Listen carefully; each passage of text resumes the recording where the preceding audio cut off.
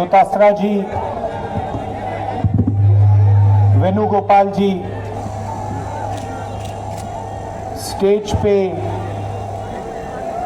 भैया इसको बंद कर दीजिए, ऑफ कर दीजिए। स्टेज पे कांग्रेस पार्टी के सब वरिष्ठ नेता,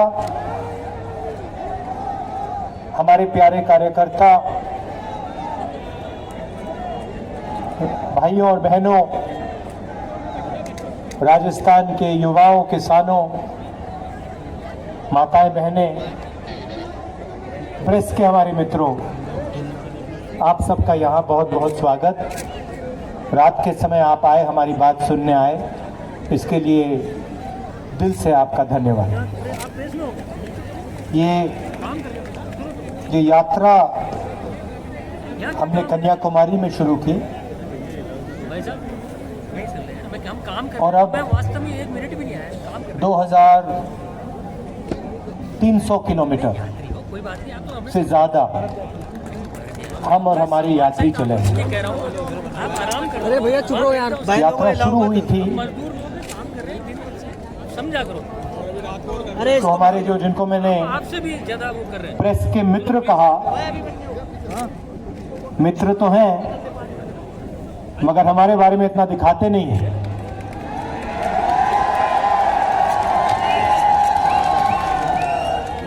तो इन्होंने कहा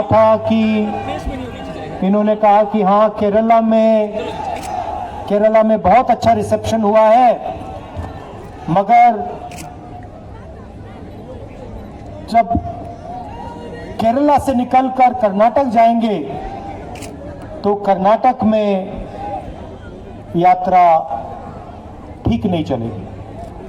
कर्नाटक आए तो उन्होंने कहा कर्नाटक में बहुत सक्सेस हुई है, मगर तेलंगाना में मुश्किल होगी। तेलंगाना गए, कहते हैं तेलंगाना में सक्सेस हो गई, आंध्रा में सक्सेस नहीं होगी। आंध्रा में सक्सेस हो गई, कहते हैं साउथ में यात्रा चल गई। अब महाराष्ट्र में बीजेपी की सरकार है। बीजेपी ने पूरे देश में डर फैला रखा है। आपने कहा, दोतासरा जी ने कहा कि मैं डर और नफरत को मिटा रहा हूं। नफरत को मिटाने की कोई जरूरत नहीं होती है। अगर आपने डर मिटा दिया, अपने आप नफरत खत्म हो जाती है।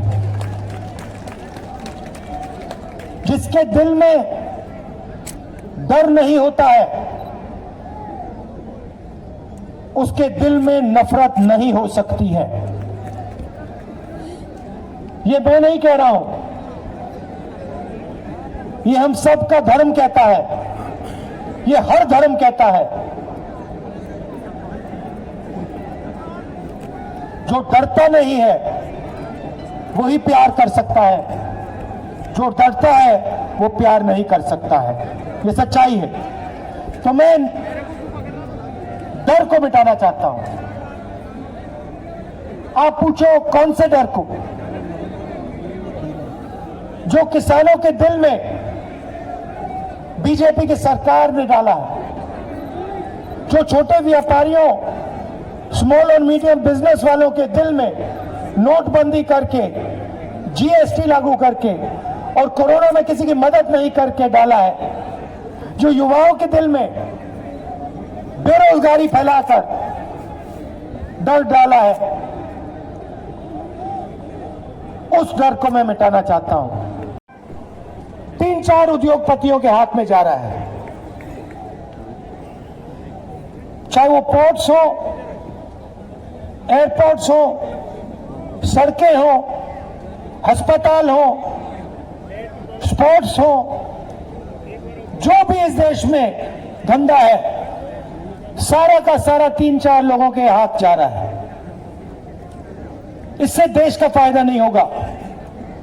महंगाई से, बेरोजगारी से देश का फायदा नहीं होगा।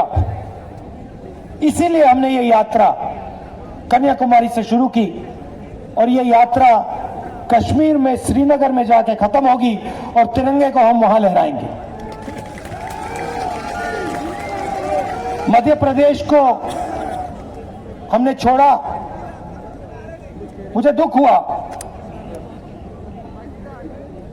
मध्य प्रदेश के लीडर हैं, उनके साथ हम चले, 12-14 दिन चले, हंसी मजाक किया,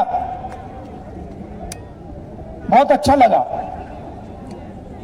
तो मैं मध्य प्रदेश को छोड़कर मुझे दुख हो रहा है, मगर राजस्थान में आकर मुझे खुशी हो रही है।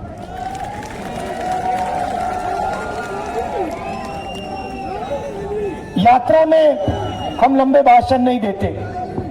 अभी मैंने अशोक गहलोत जी से कहा कि मैं लंबा भाषण नहीं देना चाहता हूं।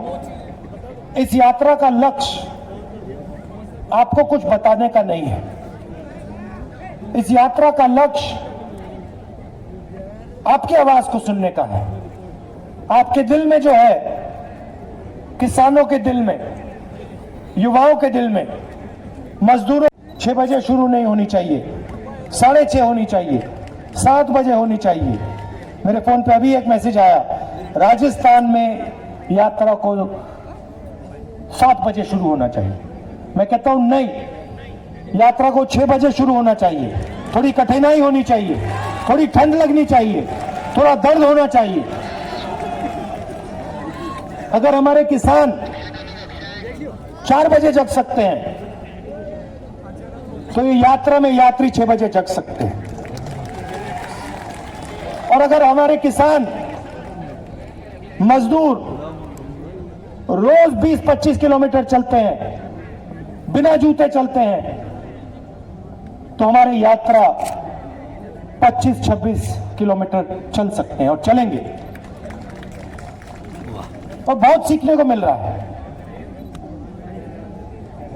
गाड़ी में, हवाई जहाज में, हेलीकॉप्टर में ये बातें समझ नहीं आती हैं।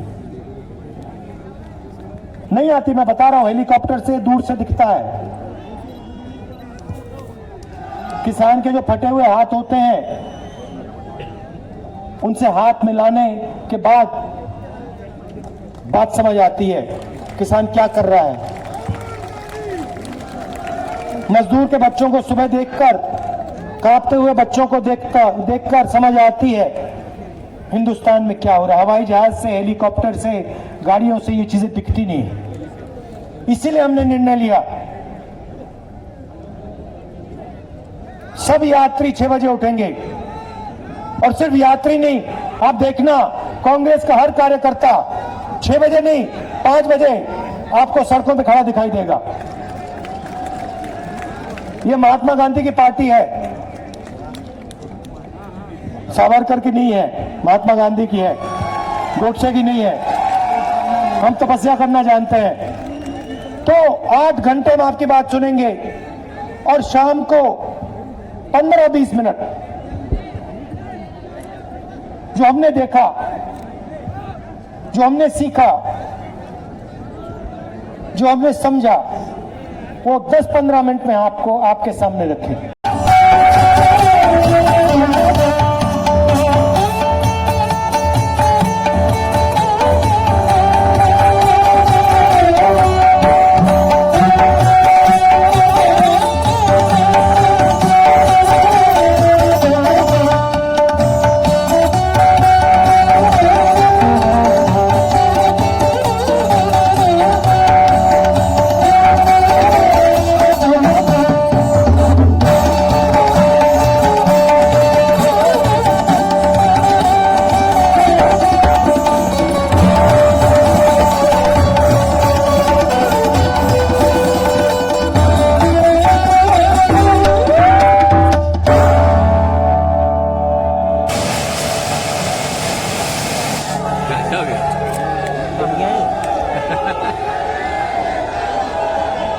नाम वमक है।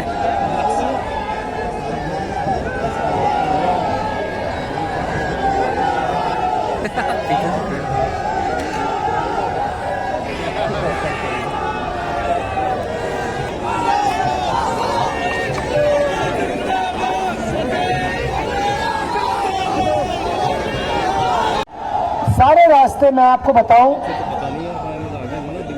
भैया एक सेकंड, हर स्टेट में, हर शहर में, हर गांव में हिंदुस्तान की जनता ने मेरे पीछे बहुत सारे लोग हैं, फोटो खींच इस यात्रा को और मोहब्बत, कैमरा से इज्जत, कैमरा से प्यार दिया और मदद की। आप यात्रियों से मिलोगे, उनसे आप पूछना, ढाबों में उनको पैसा नहीं देना पड़ा। लोगों ने उनसे कहा आप भारत जोड़ रहे हो, हम आपसे 1 रुपया नहीं लेंगे। लोगों ने पानी दिया, किसी को चोट लगी घर में ले जाकर मदद की, दवाई लगाई, कोई गिरे उनको लोग अस्पताल ले गए। तो आपने, हिंदुस्तान की जनता ने, सबने इस यात्रा को अपना प्यार, मदद दी। और मैं जानता हूं कि राजस्थान की जनता इस यात्रा को पूरा समर्थन देगी। भयंकर रिस्पांस आया महाराष्ट्र से, सबसे बेहतर रिस्पांस महाराष्ट्र से आया। फिर कहते हैं महाराष्ट्र में चल गई, अब मध्य प्रदेश में तो, हिंदी बेल्ट में तो फेल होगी। पता लगा मध्य प्रदेश ने महाराष्ट्र को पीछे छोड़ दिया। और अब कमलनाथ जी को मैंने चैलेंज दिया था, जब यात्रा मध्य प्रदेश पहुंची, मैंने कमलनाथ जी को चैलेंज दिया, कमलनाथ जी महाराष्ट्र को आप नहीं हरा सकते। कमलनाथ जी ने कहा मेरे पास स्पेशल टेक्नोलॉजी है। ये देखिए मुस्कुरा रहे हैं, मेरे पास स्पेशल टेक्नोलॉजी है, मैं महाराष्ट्र को हरा दूंगा।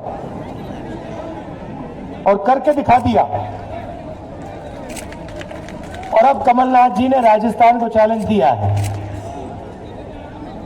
कि मध्य प्रदेश को राजस्थान पीछे नहीं छोड़ सकता।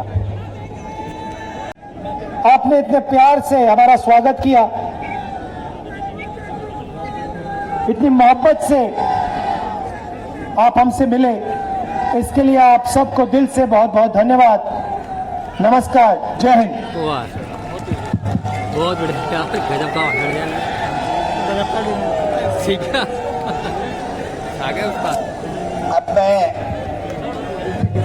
कार्यक्रम में आखिर में यही होगा। हाँ, विश्व मोहन भट्ट साहब के तुम लोग तो खिलाड़ी चलोगे ना, से आग्रह करूंगा कि वो राष्ट्रीय गीत से इस कार्यक्रम का समापन करेंगे। 2 मिनट राहुल जी मध्य प्रदेश के नेताओं से